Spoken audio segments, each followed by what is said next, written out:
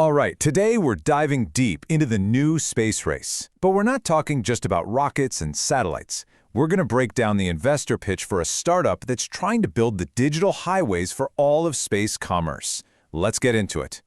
Before you get that spectacular launch, that amazing footage you see online, there's a whole other world that's, well, a lot less glamorous. We're talking about buying thousands of tiny, critical parts to build the thing in the first place. And that messy, complex, global supply chain, that's exactly where our story kicks off. So we're going to look at this pitch like a venture capitalist would. First up, what's the problem they're actually trying to solve? Then, what's their big idea, their solution? After that, we'll see the market they're going after. Then, of course, how they're going to make money. And finally, the big ask, what they need to make it all happen. Okay, let's start with the core problem. And it's a really wild paradox when you think about it. We have an industry that can land a frickin' robot on another planet, but behind the scenes, it's often running on tech that feels like it's from the dial-up era. I mean, just look at this. It's kind of crazy. This high-stakes, multi-billion-dollar industry is literally running on endless email chains, attachments with PDFs, and people manually, painstakingly checking off compliance boxes. If you're a new company, there's no easy way to find and vet the suppliers you need. It's a total mess. And so what, right? Well, the result of all that chaos is huge. It's not just slow and inefficient, it's super risky. Imagine you're building a satellite that costs millions of dollars.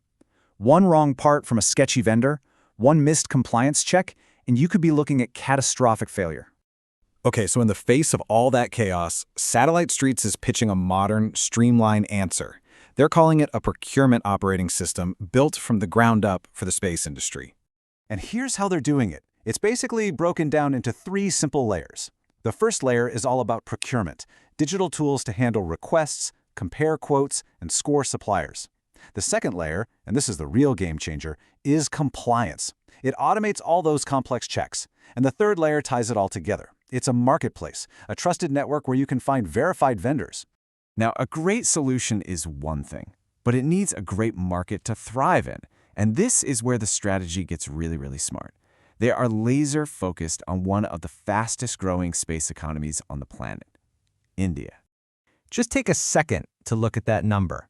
$44 billion. That's what experts think India's space sector is going to be worth in less than a decade. We're not talking about some niche little market here. This is an absolute economic explosion. And this chart really drives that point home. It shows the jump from just over $8 billion back in 2022 to that massive $44 billion projection. That's a growth factor of more than 5 times. All that growth is going to need the kind of digital plumbing we're talking about here. So who's going to be using this? Well, pretty much everyone. We're talking about the entire ecosystem. The big-name satellite manufacturers, the defense labs, the new launch providers, and of course, all the smaller startups and component suppliers. They all have the exact same painful procurement problems. So we've got the problem, the solution, and a huge market. Check, check, and check. Now for the big question. How do they actually plan to make money? Well, they're going with a classic, and for good reason, a software as a service, or SaaS, model. The model itself is super straightforward. They have 2 main options. There's a pro plan for about 5,000 rupees a month, which is roughly $60 US. That one's aimed at smaller companies and suppliers. Then you've got the enterprise plan at about 10,000 rupees for the bigger players like defense labs that need all the bells and whistles. But here's the really clever part. The subscriptions are just the start. The next move is to add a second revenue stream, taking a small 2 to 5% cut of the transactions that happen on the platform for their enterprise customers. So as the whole space economy grows and more business flows through their system, their revenue grows right along with it. And that brings us to the final piece of the puzzle, the mission. What have they actually built so far? And what do they need to kick things into high gear?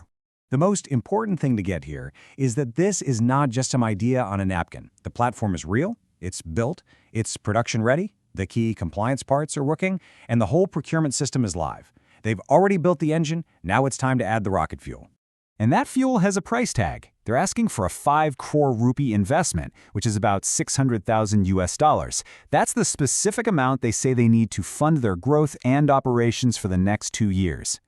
And they have a very clear plan for every single rupee. As you can see, the biggest chunks are going right back into the product and into sales and marketing. And that makes perfect sense, right? You build a great product, then you get out there and sell it. It's a solid, balanced plan for growth. So we end on their grand vision. It's so much bigger than just selling software.